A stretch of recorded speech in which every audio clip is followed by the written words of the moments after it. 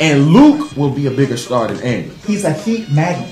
You heard the crowd last night, but here's the thing about Luke that he needs to be careful of. When you look at, because I don't know when the filming for Tough Enough stops, when they picked up on the FCW show that they were going to have. Andy's body's changed. Clearly he got bigger. But if you take a look at Luke, he partied.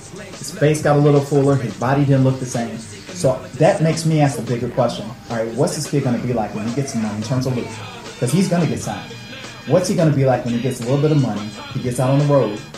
He's got the girls coming at him. Is he going to be as committed? Whereas you got Andy, who walks that straight edge lifestyle, man. I mean, he's a guy that Vince McMahon doesn't have to worry about at 2 a.m. Right. He's in the bed because one, he got a kid and a wife. Right. Excuse me, I'm about to have a second child as well. Right. So, and you won't see him, really stepping up. And if he does step up and slip up, he'll get it back together to the point where it's almost under the rug. Like you won't even know that it even happened. Compared to Luke, the brash guy. Right. I mean, I wanted to see him. I wish they would have allowed it. For Luke to attack. And just to give an angle. That's what I thought. Just to give an angle to let everybody know that Luke was signed immediately. Absolutely. And that Luke was going to face off against Andy, start a little angle between them. Right. And then to the point that Luke would go off probably against, and if the Miz, I already think he's going to be his new accomplice. Absolutely. Something, because Alex Riley is no longer part of that, which has surprised a lot of people, but it was bound to happen. A-Rod's looking hot, though. Right. He's looking hot. And the people are cheering his name. Right. And that's what, Vince McMahon was, he had to throw that angle in to see how fans will react to it. Oh, without a doubt. And they're welcoming it. They love it. And I was like, okay. I was waiting for that heel turn. He now become a face. Right. And when they went against R-Truth and The Miz and what was it? I think it was a disqualification due to Stone Cold Steve Austin interfering. Remember, that's the second time that's happened for him this year. Right. So, but that I'm not really worried about. I want to see his wrestling abilities now. Right. And this time you actually got a chance to see that. It's going to be, I think, what happened at this upcoming pay-per-view, and I don't like it. Capital Punishment. The dumbest name that but you our get truth for was funny last night with Obama. Did you see that? That was some funny stuff. I'm just saying. It was, but just the name, this Capital Punishment, and Obama, and they're getting the whole cabinet to come in and the Congress. That's this gimmick that I just can't see that if it does happen, it's going to be a disgrace to, I believe, in my opinion, to Obama's name. He shouldn't even get involved with. He won't. With World Wrestling. If he does, just show his face, wave, and go bye-bye. Just go. Secret Service touches him out. They got this on the microphone. So, hey, I'm here. Say this piece and walk out the building. Exactly. I mean, I just don't see anything positive coming out of this if Obama was to, seriously just endorse with Vince McMahon. Vince McMahon, I don't believe, is even a Democrat. He's a Republican. That's what I'm saying. I really don't see anything really clear-cut coming out of this, and Fox News is going to eat this alive. Oh, they're going to kill it. But here's the thing, though.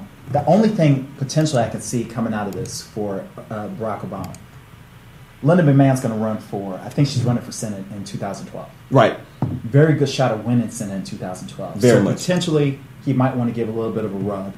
Just, hey, I did you a favor, do me a favor once you get in. Who knows? I think that's still far-fetched. Mm-hmm. Bottom line is this. If we do see Barack Obama, I guarantee he is going to be an impersonator. They're big on impersonators. You're right. Just last night alone, we saw the Big Show impersonator with Ricardo Rodriguez, and it was kind of funny. But I mean, when he comes back, of course, there's going to be a nice little bout between Big Show and Alberto Del Rio. Now, R-Truth is finally getting his title match that he wanted. And I'm surprised. I'm very surprised that the angle that he's going to be, he's not going to get another one after it. But I'm just surprised that Vince McMahon is really pushing him as this angry black man. See, I'm glad you brought that up because I'm not surprised. When you look at the black heels, the African American heels over the years, if they're not singing, in the case of Coca Beware, right? They're angry. Look at the Nation of Domination. Yep. Right? I mean, JYD, Junkyard Dog was a lot different. But D'Lo Brown. I mean, you got D'Lo Brown, you had Farouk, you had The Rock. Yeah, forget the fact that The Rock was this angry black cat coming through the Nation of Domination. I'm just not surprised that Vince McMahon is doing this angle. Here's the thing, though. I'm surprised that it's catching on. Right. That's what surprises me. That's what I was like. The writers have done, believe it or not, I hate to say it, but an awesome job with how they putting this angle together. I think that, and for everybody, just to let everybody know that water throwing incident, that was staged. Absolutely. That was staged. I don't want anybody to think, oh, he throwing water against fans. No, they talked to this guy and they staged that. So it was going to happen, whether you believe it or not. Things like that is staged, but they make it so real to the point they want you, and that's how they hook you. How many things in pro wrestling these days can we actually say you bought into it? The Vince McMahon death.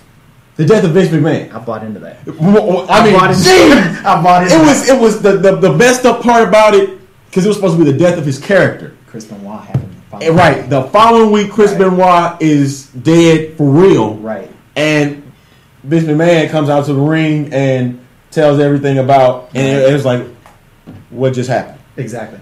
But that was that hook. It got everybody.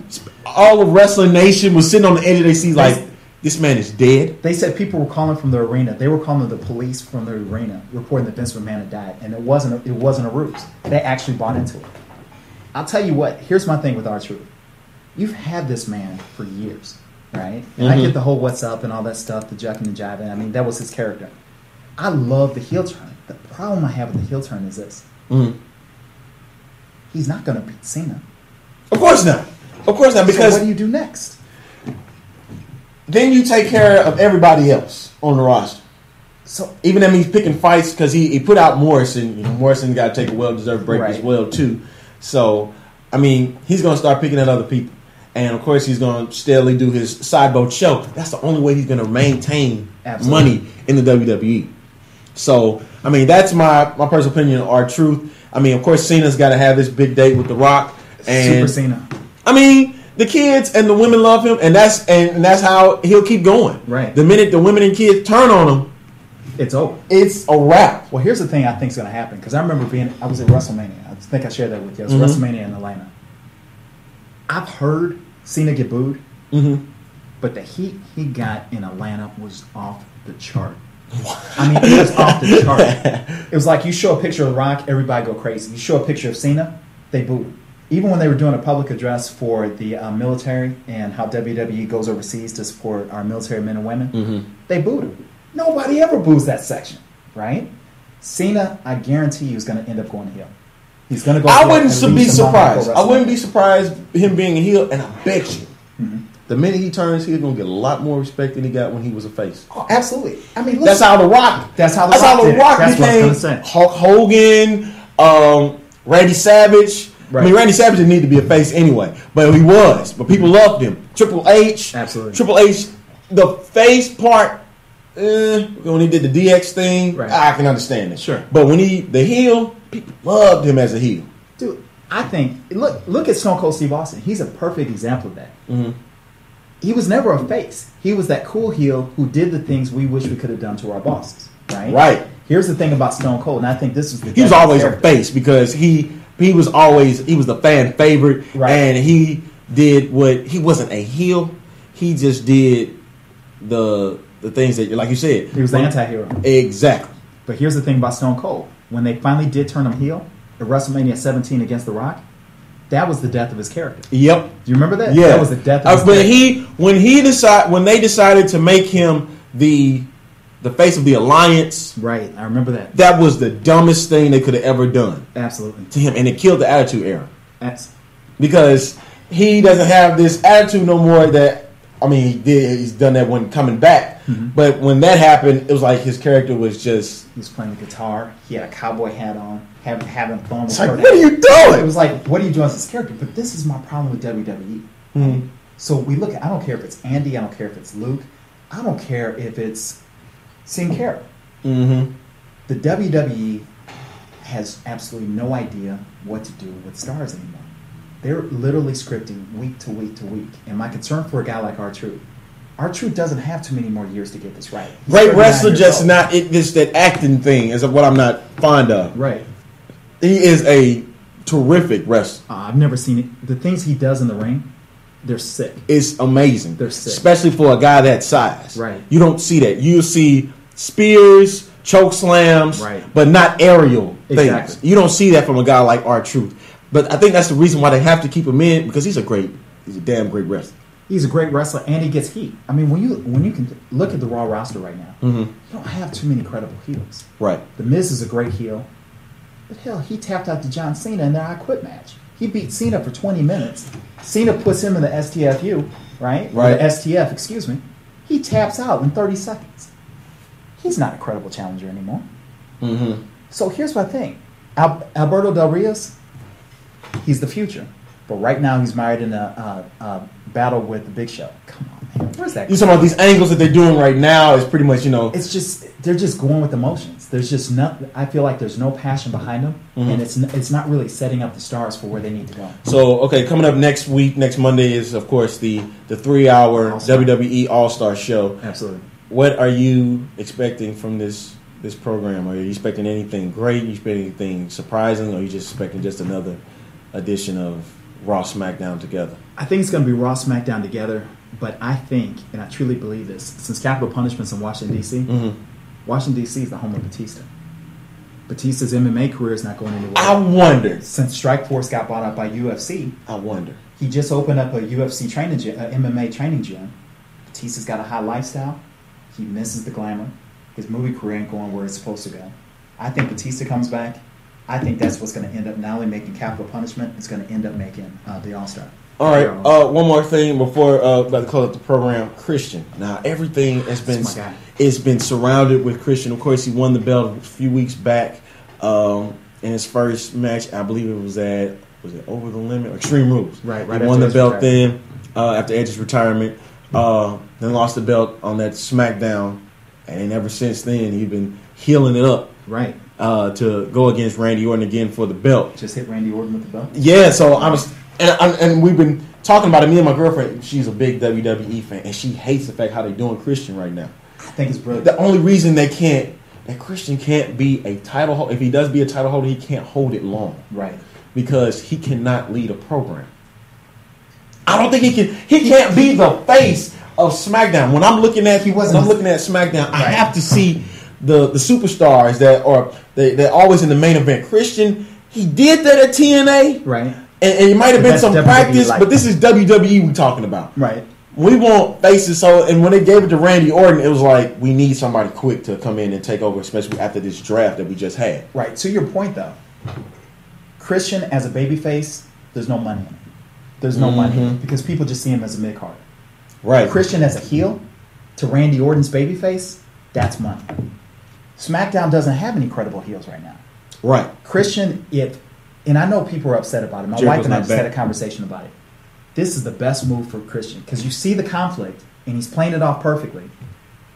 I think Christian's going to be money. We're going to be talking about Christian. If he's a quote unquote bad champion, right, that would be terrific. It'd be awesome because that way he can be a little bit brash like Edge was, right. And of course, these guys that's going to be brought up, and I go back to the Tough Enough and with Andy and Luke. Jeremiah be there, and watch Martin be there too. Martin was that's who I was hoping was going to win. When Martin got hurt, I was devastated. He's going to be in a WWE roster. I agree. Pretty soon, if not NXT, to throw in, he's going to get in. It's the point I'm making. He's too good. He's got a good personality. He connects well with people. You heard the applause for him last night. I think he's money. And that's what I'm saying with Jeremiah getting the applause that he received. Being eliminated, there's no doubt they're gonna have a country boy look for him. Absolutely. Almost to the point of a Murdoch and Cade kind of thing. Right. But they said it's gonna be just him. Well, we just did a lot in just a few minutes, man. It's always a pleasure talking wrestling. Man, we gotta do this again next week. Most definitely. As well. I want to hear a little bit more about the All-Star show, and we got to get out of here, folks. That is another edition of In the Zone right here on iWatchRadio.com. Shouts out to everybody that watched the program, especially Carolyn Wilson. I thank you for tuning in to the program. She hit me up on Facebook, so I'm going to go ahead and call her out just a little bit. Thank you for tuning us in. Next week, of course, the lines are open 314-714-4200. I'm going to wonder what happened to Brian Randit. I might have to go on his show, catch him cheating 1 o'clock, and ask what's up. He's great. 5 to 7, the All-Star Sports Show with Patrick Gallagher. Make sure you check that out and check out all of our programming here on iWatch Radio. Of course, Jason Greer's show is when? Saturday from 10 a.m. to 11 a.m. Please tune in. Without a doubt.